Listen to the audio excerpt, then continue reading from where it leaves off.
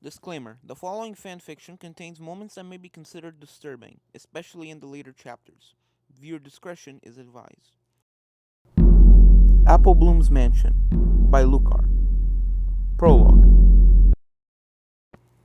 The Gem Manor. Great home of the also great family known as the Gems. A three-stories manor proudly throning at the top of a small hill not far off the capital of Equestria, Everfree. Walls as white as Princess Celestia's fur, and a roof as green as the grass surrounding the building, sheltering 3 windows at the front. Its particularity was the presence of many gems of different kinds decorating the exterior, showing off to every pony who it belonged. The gems were indeed a powerful family. And in the mind of Pyrite, a disgusting family. They could say all they wanted about being tolerant, like, hey look, my son married an earth pony, we aren't speciesists like the other nobles. But if they were as tolerant as they pretended, then he would be the one possessing this manor, not his dear little brother. But no, because he was born a bastard child, he couldn't be the successor. As already said, disgusting. But he had to come, just so his image didn't get any dirtier in the eyes of his dear mother, so he could at least still ask for money when he needed it, when his paintings didn't sell well. Really, an artist really gets appreciated only after their death. Huffing, the bearded yellow unicorn stallion knocked on the double doors of the manor, with the family's old and loyal butler, Clean Order, soon answering him. Sir Pyrite, the master was awaiting your arrival. I would have bet the contrary, mumbled Pyrite as he passed the older gray unicorn stallion, entering the foyer. Master is awaiting you in the parlor. Pyrite raised an eyebrow. He's waiting for me. I would have thought that he would be with the others, celebrating the arrival of his 4th child. He couldn't start without you, sir, the butler replied with a smile. Despite everything, you were his brother. He probably did it to look good. Sighing, the butler guided Pyrite to the loft towards another double doors. After knocking on it to announce himself, he opened it. Master, your brother is here. He can enter, answered a voice that Pyrite recognized belonging to his little brother. No, half-brother. Moving aside, Clean Order let the yellow stallion pass before closing the door, letting the 2 brothers alone. Right away, Pyrite's brother, Diamond Cup, then said, I thought that you would never come, Pyrite. For a moment I thought too, replied the older stallion before walking towards the chair in front of his brother. Tea? No. Still nice as ever, said the mustachioed yellow stallion with a chuckle. Now that I am here, should we go? I would rather not lose time in useless talk. You can't wait for the celebration to start. I can't either. But come on, Pyrite, we haven't seen each other in 3 years. A little talk to catch up isn't bad. There's not much to catch up on, said Pyrite as he started to look at one of the paintings in envy. As the tradition, the current master of the manor had his portrait hanging from the wall just in front of the entrance of the room, between 2 candlelights, and so the current portrait was that of Diamond Cup. Around the room are also portraits of Diamond's wife, Golden Hair, their mother, Emerald, the butler, Clean Order, and in his generosity, Diamond had also put a portrait of Pyrite, but he would much prefer seeing his portrait between the 2 candlelights. Really now? Nothing special happened? You still haven't found a mare? Don't you think I'm now too old to hunt for mares? You are never too old to find love. Too bad, however, that it's probably too late to have a nephew. You already have a niece, and Golden and Silvershoes could get a son any year. It's true, but I would have loved seeing you with a little one. Maybe it would have made you less grumpy. I already have a hard time living by myself without coming back every few years to ask for money. How could I have afforded to take care of a foal? You could have come to live here. No.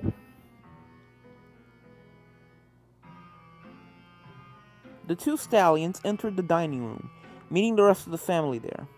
A huge banquet table full of food was prepared, and around it every pony was happily eating and chatting, or in the case of the children, running around playing.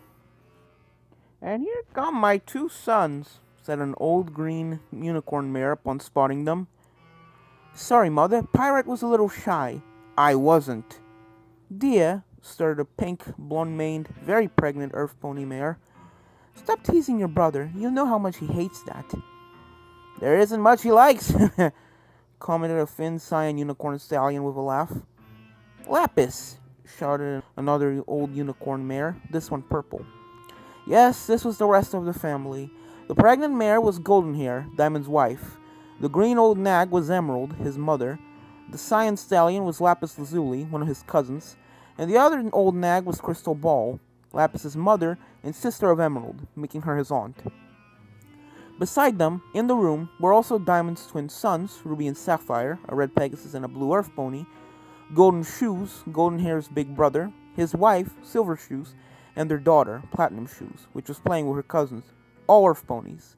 Jump Scare, Golden Hair's other older brother, also an Earth Pony, was also there.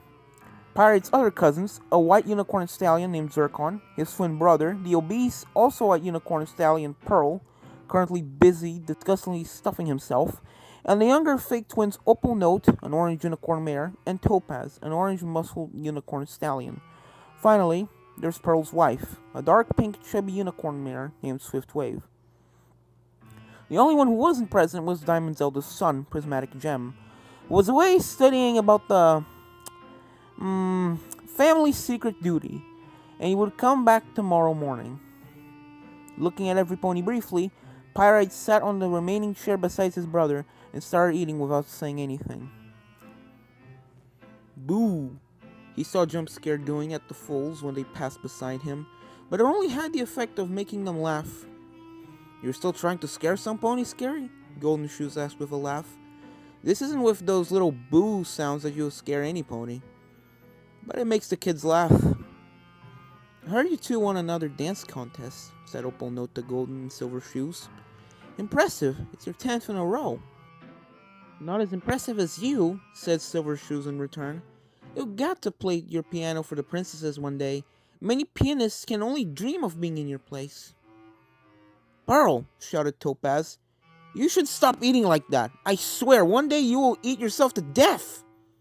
Oh, don't be absurd. That won't happen, replied Pearl. He turned to Zircon.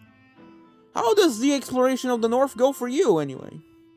Well, since the disappearance of the Crystal Empire, it's harder, but it progresses. Last month I climbed Mount Sky. Mount Sky? The highest known mountain of the North? Asked Topaz. Next time could you bring me with you? I love that kind of challenge.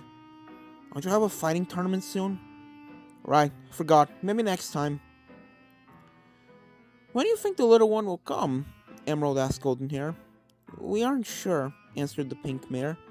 All we know is that it's almost time, any day. It's what Aunt Crystal said, Diamond confirmed. I can't wait to see her. Me too, my dear. Pirate tuned down the discussions around him, losing himself in his mind. The family's secret. Pirate thought about it for some time before. Being good in his mother's eyes wasn't the only reason that he came to the celebration. For a few months, an idea had been forming in his mind. He had enough living like that, hoping that the next painting would sell well enough that he wouldn't need to return pleading for his mother while his brother was having the perfect life. He had a mansion, wealth, a wonderful family, and he was about to have his fourth foal, a filly, he told him. And he had the good graces of the princesses. That was enough. For Pyrite, the decision was taken. That night, it would end.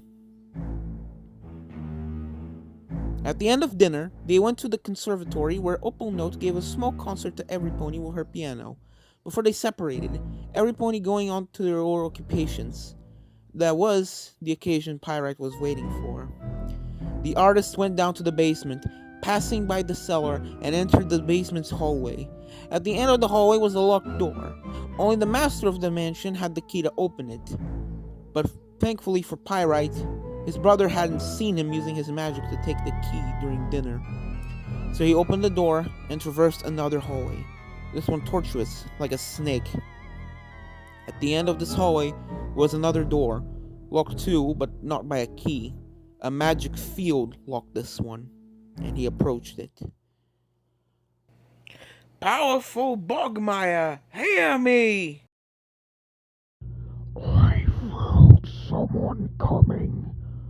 Who dares to come here?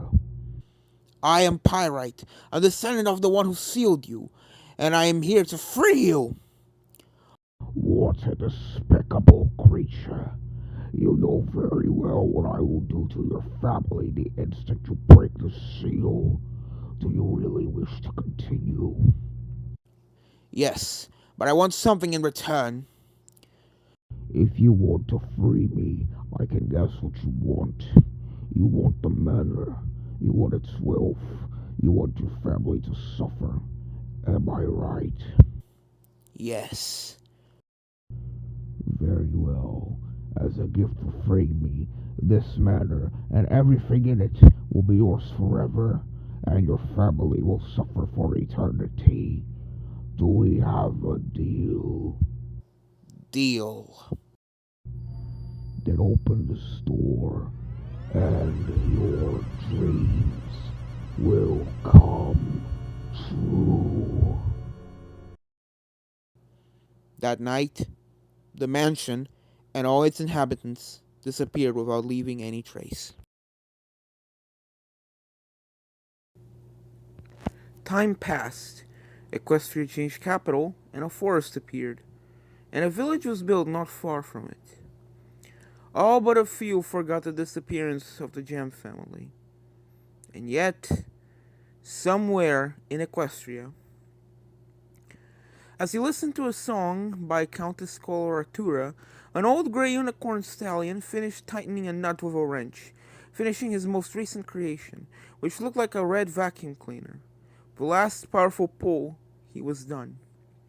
Taking away his glasses to rub his almost bald head, the stallion sighed before saying, "Finally!"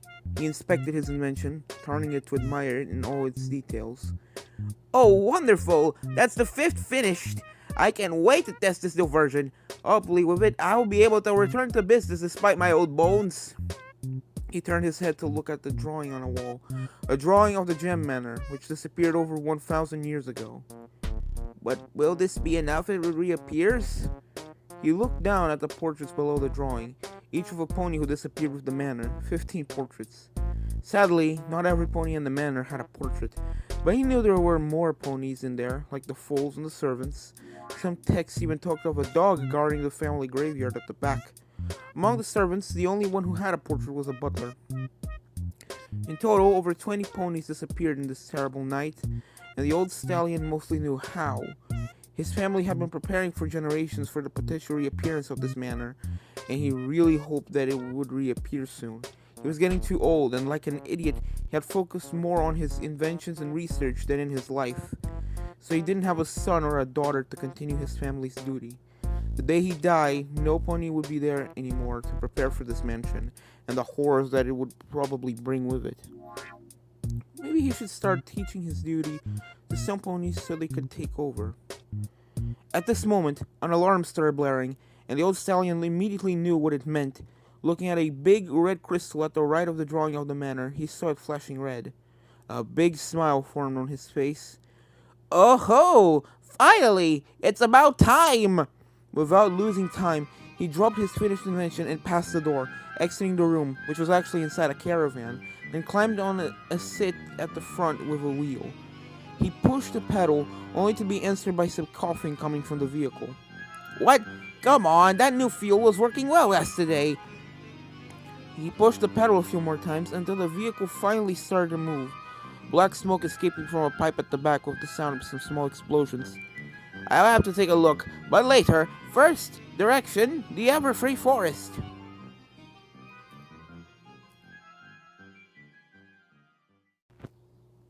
Meanwhile, it had been a few days since Shining Armor and Cadence's wedding. Everything was back to normal after the invasion of the Changelings. Well, almost. With the idea that any pony could be a changeling in disguise, many ponies became paranoid, and the guards were busy working on a spell to reveal disguised changeling. To help them, Twilight was also working on the spell in her home, the mare in constant communication with the royal guard who was currently replacing Shining Armor, the captain being on his honeymoon with his wife. Alone in her room studying a book, the familiar sound of something crashing through a window interrupted her, slamming against a shelf and causing dozens of books to fall. Twilight, she heard Spike scream from the first floor. Heard it, Spike, shouted back Twilight before sighing. She closed her book and exited her room to go to the main room of the library and see what Rainbow Dash wanted, or help her get back on her hooves if it was one of her quote-unquote Rainbow Crash moments, which was most likely, and help Spike put back the books at their place, for Dragon already worked a lot today. Rainbow? Called Twilight as she went down to the stairs. Sorry, Twilight, said Rainbow from the pile of books where she was, rubbing her head. What is it this time? A failed loop? No, it wasn't a stunt this time, the Cyan Pegasus answered as she walked out of the pile, ignoring Spike's glare.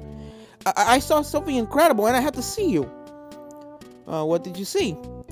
You will not believe it. I spotted a strange mansion in the Everfree Forest. It wasn't there before, Rainbow Dash shouted. A manor? Twilight asked. Yeah, a mansion. I didn't approach, but it looked scary. Like a haunted mansion kind of scary. It was all dark and old and gloomy. I understand. So it was like a mansion we'd find in horror stories. Does this mean there are ghosts? Spike asked in fear. Oh, come on, Spike. You know that ghosts don't exist, Twilight said. Well, I don't know if there are ghosts or not, Rainbow Dash said. But that manor sure is suspicious. You're right. Gather every pony. We will go investigate. Should I warn the princesses? Spike asked. If that question had been asked a few days ago, Twilight would have answered yes right away.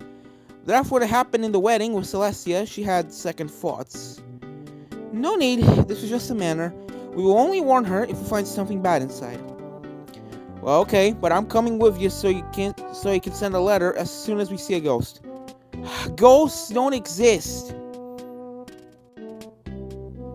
A manor in the forest? Applejack asked.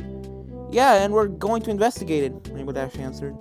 Behind Applejack, her little sister, Applebloom, listened. Scary mansion appeared in the forest? Should she warn her friends to try and being Cutie Mark Crusaders ghost hunters? She didn't feel kind to see if there were ghosts or not. In the following hour, Twilight, her friends, and Spike went into the Everfree Forest to see the mysterious mansion. They didn't come back. In their clubhouse after school, the Free Fillies gathered in at Worry. It shouldn't take that long to explore a mansion. They haven't come back since yesterday, Applebloom said in Worry. Maybe whoever owns the manor asked them to spend the night, Scootaloo proposed. Or maybe they were captured by ghosts, Sweetie Belle shouted in fear. As if!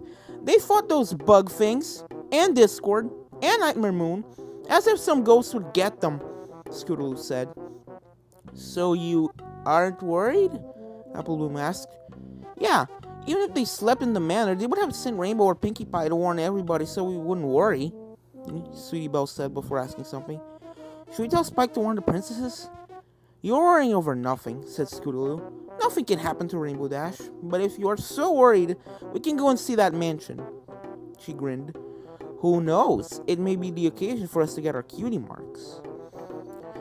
Besides, Spike went with them. I didn't tell you that, Applebloom pointed out. No, you forgot, and this makes it even less worrying. If something happened, Spike would have just sent a letter to Princess Celestia, Scootaloo said. But we're still going. Not now, though. If somebody sees us going into the forest, we'll have problems. We should go when everybody's sleeping. But it will be dark, Sweetie Belle said. I heard that this mansion isn't far from the forest. It's even closer to Ponyville than Sakura's hut. And I'll take a flashlight, Scootaloo added.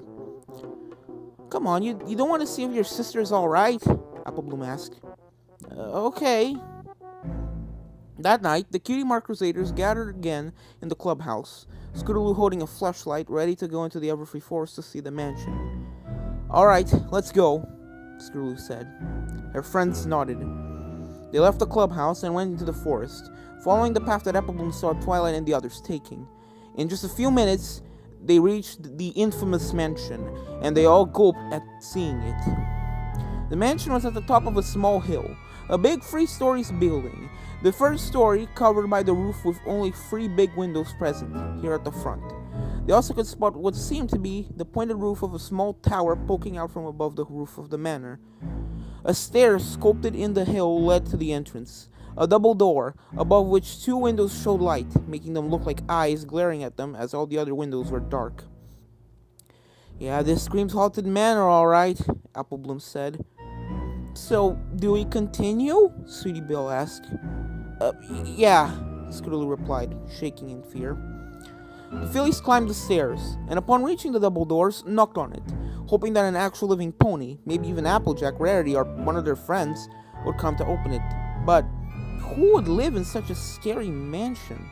The walls and roof were almost black, more like different shades of sick dark green, as if the whole manor was rotten. But there were two windows, or a light, so there must have been soap honey in there, right? Then the doors slowly opened, but no pony was there to greet them. The fillies looked at each other, wondering if they should turn around and run away, but since they came this far, they couldn't give up. They entered the doors, which suddenly closed behind them, and a laugh resounded all over the foyer, seemingly coming from nowhere. The fillies hugged each other in fear. Looking around, everything was plunged in darkness, but thanks to the flashlight, they could see two curving stairs leading to a loft on the second floor, and that there was another double door in front of them, between the stairs. "Okay, this was a bad idea," yeah, said Scootaloo. "You think? Let's get out," said Sweetie Belle. "But what about Applejack and the others?" asked Applebloom. "Right. It's not a scary mansion with doors opening and closing alone and creepy laughs coming from nowhere that will make us give up," shouted Scootaloo. "Yeah, maybe the ghosts just want to have fun," said Sweetie Belle. Despite their fear, they advanced towards the double doors, until they heard another laugh, this one very close. "Girls, please tell me it was one of you," Sweetie Belle pleaded. "Nope, wasn't me." "But it wasn't me." "It was me," a childish voice said. They felt a chill over their body at hearing the fourth voice coming from just behind them. Slowly, very slowly, scared of what they may discover, they turned their heads, and behind them, laughing, was a ghost. A real ghost. A ghost of a newborn, yellow-furred, brown-maned unicorn filly. Her incorporeal body was faintly glowing, floating above the floor, and the part of her body below her barrel ended in a little ghost tail, meaning she didn't possess back legs with a ponytail instead. Boom! At that instant, the double doors that were approaching opened, and more ghosts of various colors, these ones vaguely resembling ponies without any special features, came out from behind and started circling the fillies. Before they knew it, Sweetie Belle was grabbed by one of them. "Ah! Help! Sweetie Belle!" Another ghost came from behind and grabbed Scootaloo, making her drop the flashlight, and Applebloom rolled just in time to avoid being grabbed too. She tried to punch one of the ghosts, only for her hoof to pass through, making the ghost laugh. "Oh, horse apples." "Applebloom, run!" yelled Scootaloo. I can't, they're everywhere." That was when the doors to the entrance suddenly opened, and an old gray unicorn came running through it with a strange red machine on his back. Taking the handle of the machine, he pointed it at the nearest ghost who was already charging at him. He then pressed the button, and the machine created a vortex that started sucking up the ghost. And in a few seconds, the ghost disappeared inside the machine, entering by a rectangle-shaped hole at the end of the handle, before probably passing through the pipe of said handle and finishing inside the machine itself on the back.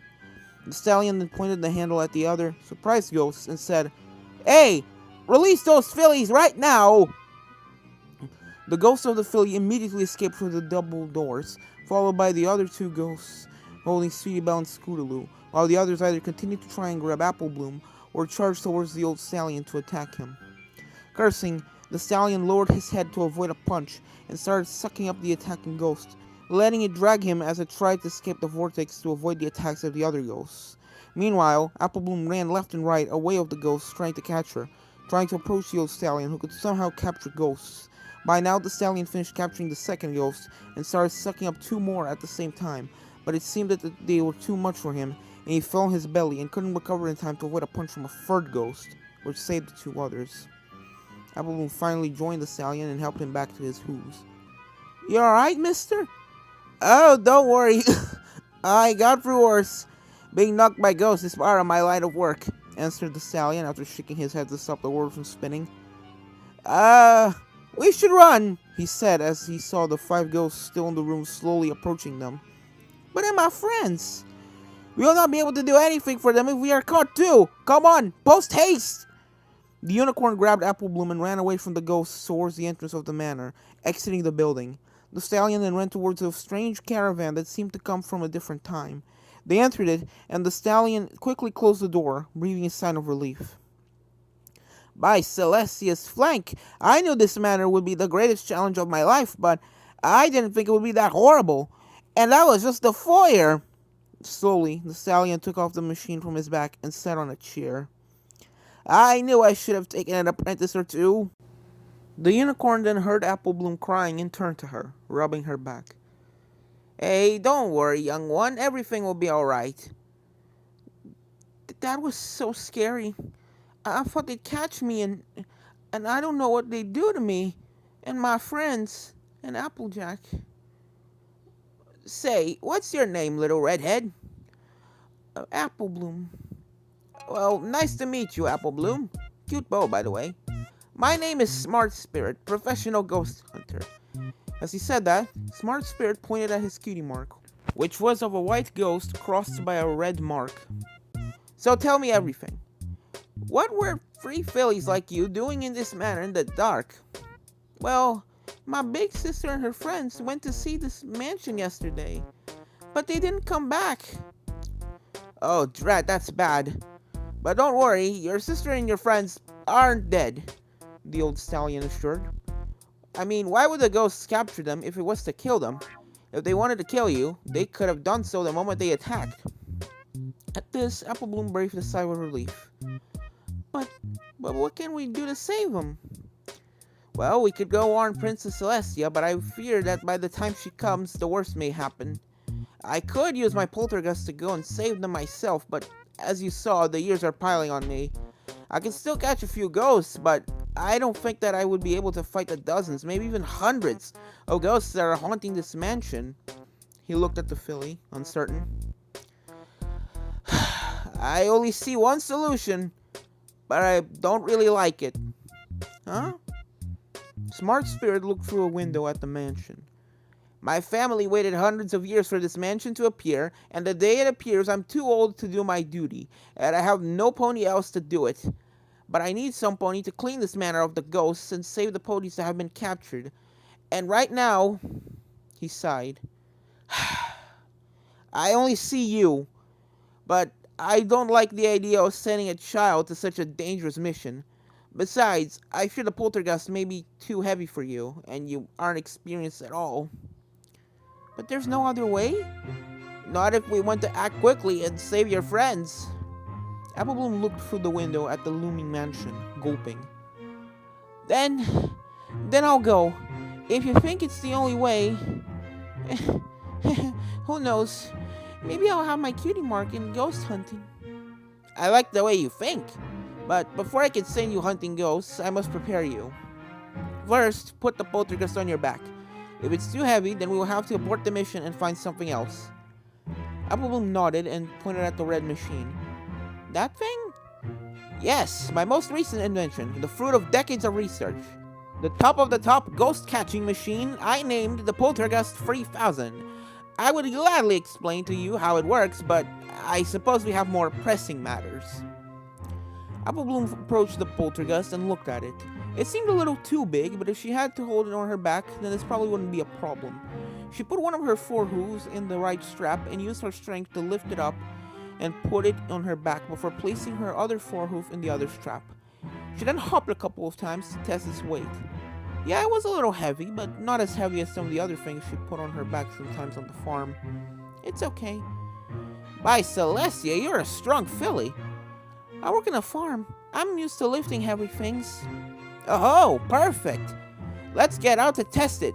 Smart Spirit exited the caravan, quickly followed by Applebloom. Already, she took the handle from its place at the right side of the machine and inspected it. So, I press this button and it sucks up ghosts? Exactly. And what's that? Asked Applebloom as she pointed to another button that could be turned, with a small arrow pointing at a green, yellow, and red gauge. More exactly at the yellow part. Above this gauge was another one, this one all black. Oh, this is to adjust the power of the poltergeist.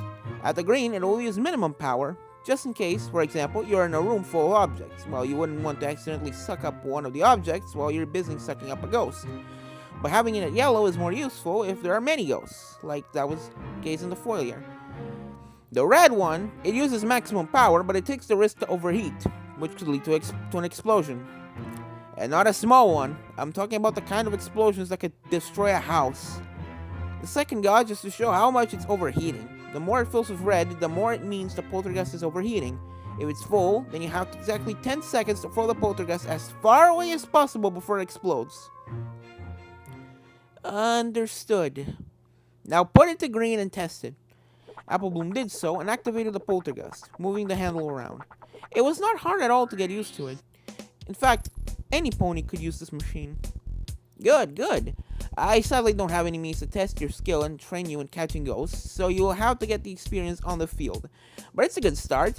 Wait here and continue testing the poltergeist. I must return to the caravan to fetch some things. Applebloom nodded and put the poltergeist into yellow mode to see how it went as the stallion entered the caravan. Effectively, the poltergeist started using more force, forcing the filly to use more strength to keep her balance and keep control of the handle. This may take some more time to get used to this mode. As for the red mode, she was not sure if she should test it. Smart Spirit then got out of the caravan with another poltergeist on his back, and with two little gadgets floating in his magic.